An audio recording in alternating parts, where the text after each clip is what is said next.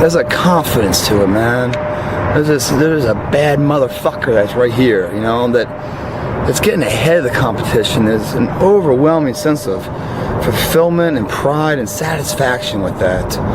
You know, I didn't have to shoot up anything. I didn't have to drink anything. I didn't have to go party anything. All I had to do was just go work out. And now what's going to happen is a residual effect of that. Not only does my body grow, but my belief in whatever my current endeavors are, they're just, they seem closer. They seem like, you know, I can reach out and grab them now. And you don't get that sense of confidence by going through society's rhyme to reasons. You know, you do your own thing, you know, especially when everyone else isn't doing it and they call you crazy or whatever else. Oh, you didn't hear, and people driving by being like, what the fuck's that guy doing up so late? Well, what's up so late mean? I don't know. It's the moments in life, the decisions you make on a moment-to-moment basis that add up to be the guy or not the guy. Tonight, I did something, you know, that I feel more of a guy. For me, who I am, my guy. This guy said, going into combat, going into war, out of the 100 men that go into war, 10 shouldn't even fucking be there. 80 of them are just targets. 10 do most of, or 9 do most of the fighting. 1 is a warrior.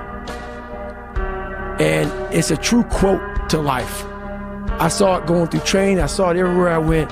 There's so many people who just show up to life that shouldn't even fucking be around. And there's few people who do all the work. I wanted to be part of that 9, and I'm working towards being that 1. The thing is, man, it's always going to be a party. There's always going to be a time to celebrate and a time to join friends or a day to, I mean, the bars are always open. Always open. No matter how old you are, they're always open, you know? What's not always open is the opportunity to check the box in life. You know, to achieve your dreams. That's not always open, man. We don't rise to the standards we have when others are watching. We fall to the standards we have when no one is watching. The only work that really matters is the work that no one sees.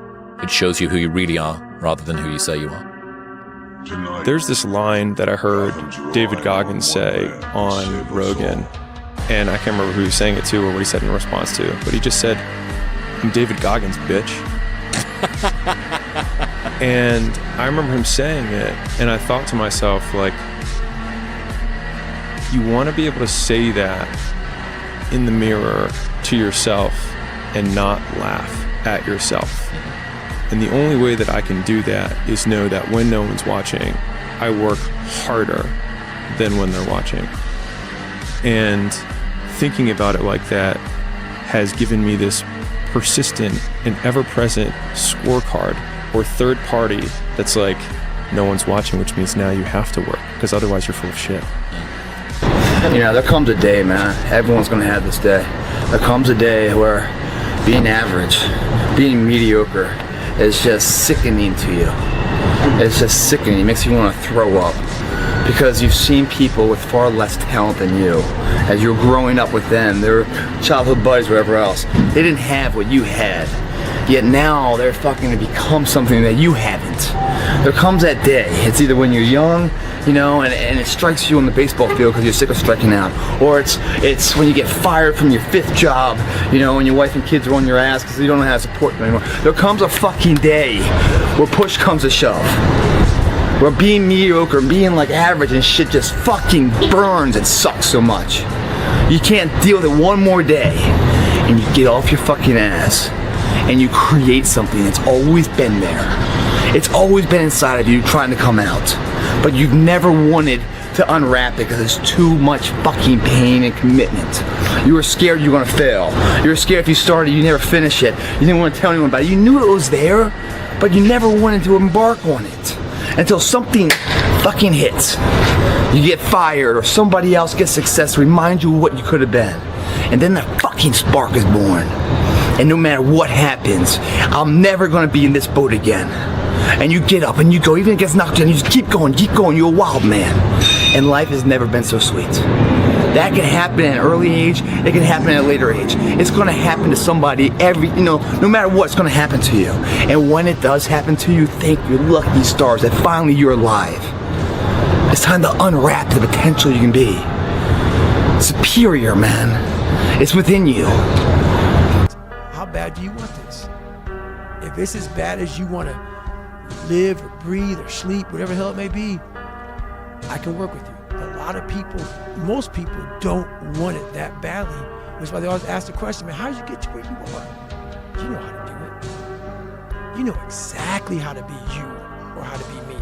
You don't want to do it. So I can't make you do it. And nor do I have the time or energy to force you into that place that I know you have to be to do it. There's no luck in this game, man. It may be a little bit of luck, but the luck happens after you bust your ass and you put yourself in that lucky situation. Luck doesn't happen. You put yourself in that situation where luck might happen. It's easy to give up. You know, Hell it's yeah. easy. It's the easiest thing in the world to do. I'm done. I ain't going. I ain't gonna keep going. Yeah, I don't feel like going to work. I'm done. Yeah, man. It's easy. It's very easy. But what's hard is going, yo, yesterday I got nothing from working as hard as I could. Nothing happened from that. I'm gonna do the same thing again today, but I'm gonna try to go harder. That's the hardest thing in the world. To get up every day and give 100% and be in the same position that you were each day, but mentally know that you're trying and trying and trying. That's a real grind. Alex Hormozy that says, you don't become confident by shouting affirmations in the mirror, but by having a stack of undeniable proof that you are who you say you are. Outwork your self-doubt. Yes. That's Nailed. Nailed. Completely nailed. Yes, because a lot of people will, and some of these motivational people out here, it's the funniest thing in the world to me. They'll go and say, when you wake up in the morning, pound your chest. You know, fucking look at yourself in the mirror and do all this fucking bullshit. I hope it works. What works for me is that everyday resume, the things I know I've accomplished, the things I know I've done, real hard work, the real calluses on my mind, the real calluses on my hands. That's it. You don't need to pound your chest in the mirror fucking anymore if you have that.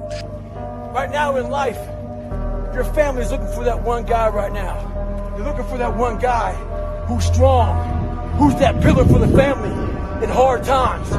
Make sure they look around and find you. These are the times right now for you to step up. Be that guy that can take anything. For me, there was no passion, no drive, no nothing.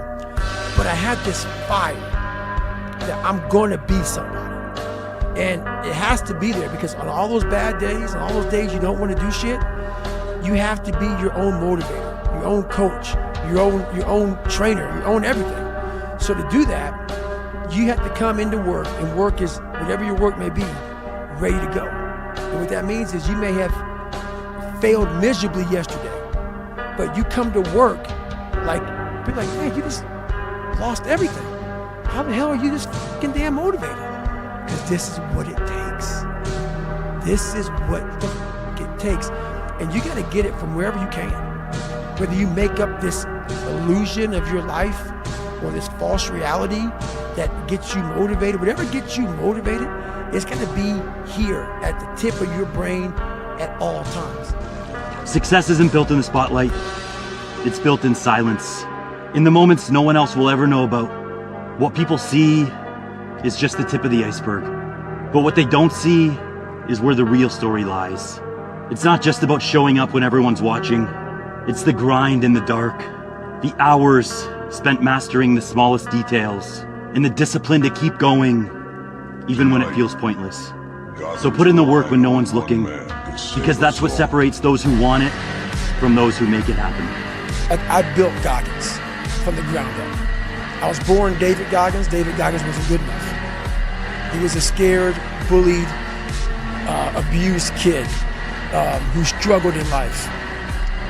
And that kid, whenever something got tough, no matter how hard I trained, no matter how ready I was, whenever something got tough for me, David Goggins, the real David Goggins, would come out and he would quit. So I realized this over a period of time. So I had to build Goggins. And in that process, I had to go back to that mental lab. And that mental lab is at scratch. That mental lab is in that trained humility. And so that's where I get better. If you want revenge for the bad things that have happened in your life, start with the version of you that hasn't lived up to your potential. So I think a lot of us have the battle of the other self, that we're the lesser version of ourself that we're trying to kill every single day.